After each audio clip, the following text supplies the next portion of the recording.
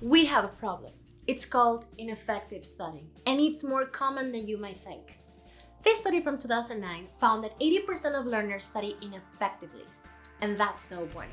The good news is that there is a way for you to avoid becoming one of the 80% of learners who study ineffectively. So let's get into what we can do and fix this. Like some of you, I approach studying in several ways. When I was a kid, it was easy just to attend class and ace all of my exams, never having to study for anything. But as I got older, that was just not enough. I would put hours studying, leaving the desk, feeling amazing and confident about my learning just to show to the test and having my mind go blank. But it wasn't until I got into cognitive sciences that I could finally understand all the not so obvious mistakes we make at school because we simply do not know how to effectively approach studying and learning. This is the first video in a series about effective studying that I'm working on, so like and subscribe because these videos are coming. So what do we mean by effective studying? Put simply, it is learning and understanding better in less time. There are four main elements to productive, effective learning: awareness, reviewing, studying, and applying. Today, we're going to go into the two most underlooked but crucial elements: building awareness and previewing. For most of us, the problem is that what we think works best for studying and learning, it's usually not. So to fix this, you need to identify what good studying looks like and how learning works for you. Every time you're about to learn something new, the first thing to do is to prepare for it, to build awareness of what you're about to engage with. You wouldn't jump into the sea if you didn't know how to swim, right? Right? Unfortunately, when it comes to our learning, we do that frequently. We just jump into a sea of knowledge without any preparation, without knowing how to navigate it, drowning ourselves into concepts, informations, and theories that initially don't make any sense to us. It can be overwhelming. In most cases, students aren't taught how to develop effective studying or learning skills at school. So left to our own devices, we will do what feels like working, even if it only helps our illusion of competence.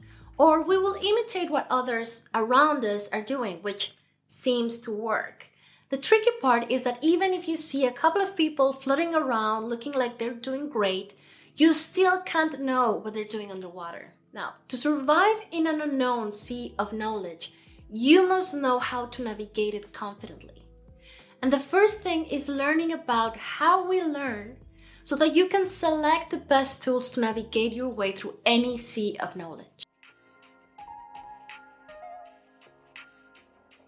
Thanks to learning science, now we have a better understanding of how to make learning and studying effective. We humans have an extraordinary ability to learn.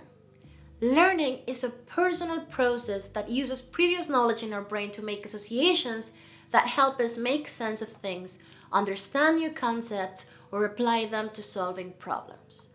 Because one of the key elements of learning is making associations. The more knowledge you have, the more associations you can create to learn more. This is perhaps why most of our elementary education focuses on memorizing facts, formulas, and concepts so that when we get to higher education and we are supposed to apply knowledge and think critically, well, in theory, we should have all the basic knowledge to solve more complex problems. Now, even when you know how learning works, it still needs to work for you. This is where meta-learning comes in. Meta-learning is checking for understanding. It's making sure that you are learning. So if learning is a process, meta-learning is how you evaluate that process quality, helping you be strategic and make all the adjustments you need to improve your learning skills. For example, trying to explain something to someone else to identify how well you can recall it counts as meta-learning. Awareness of your learning will not only allow you to save a lot of time, but also will help you discover and eliminate bad habits when learning. You will get to know yourself better and improve how you acquire knowledge of any kind. Now, let's move on to one of the most overlooked but impactful activities for helping you understand quicker. Reviewing is all about contextualizing and priming your brain for learning. if you don't prime your brain for learning, you will not engage with the information presented because your brain doesn't care enough about it yet. Have you ever come across a middle of a story where you only got to hear the punchline and you just don't get what's going on, like what all the fuss is about? So you ask for context. Well, the same thing happens when we study. Sometimes the subject in front of us doesn't make sense or doesn't stick because it is not linked or connected to any context we have previously. It is like trying to understand the importance of a scene in a movie without knowing anything about the plot or characters. It is hard to engage or care about what is in front of us if we don't have any context. Another great reason for previewing is that it helps us structure the knowledge we are about to study or learn, which helps us understand why each element is important. For example, previewing the structure of a topic will help you identify what is familiar, what is new, and what you're curious about. So when you're about to study or learn something new, look for the context and structure first. There are several ways of doing this. If it is a course, you can look into the course syllabus and review the main topics and their subtopics. Try to look for learning objectives or helpful descriptions on the syllabus. Now, if it's a book, check the table of contents and index and have a quick look at how the information is structured within the text. Look for details that help you build some context around it, such as main headings, tables, charts, diagrams, highlights, bold, italic words, all of that is your friend. Check for the patterns over the chapters while quickly skimming them. You want your book to start feeling familiar. Now, this is an extra tip. Sometimes checking the back and knowing about the author helps you create a relationships between them and yourself, so the text feels closer. If it is an abstract concept, try to look for visual examples. You can look for a video or a diagram that allows you to familiarize with it, make it simpler, and spark associations. Remember, the goal here is to prime your brain and make you curious about the subject in front of you. Try asking yourself questions about the content so that when you study, you will be searching for the answers to those questions. Here are some examples of questions you can ask yourself and you can screenshot them. Have you come across anything like this before? Does it remind you of something you have learned in the past? Are there any words or concepts you don't understand? Is there anything that calls out your attention more than anything else?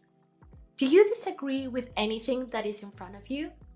And for these questions, feel free to add your own if they come to your mind. Like, the more questions and the more you engage with the thing you have in front of you, the better. Now remember, this is just a preview. It should be a quick process where you focus on the high-level details such as main topics, the structure, and the presentation of the information. We are not yet studying, which is a longer process. Previewing a chapter of 30 pages shouldn't take you more than 2 to 3 minutes. In a book, for 200 pages, 10 minutes max. Knowing what it takes to succeed will help you get there.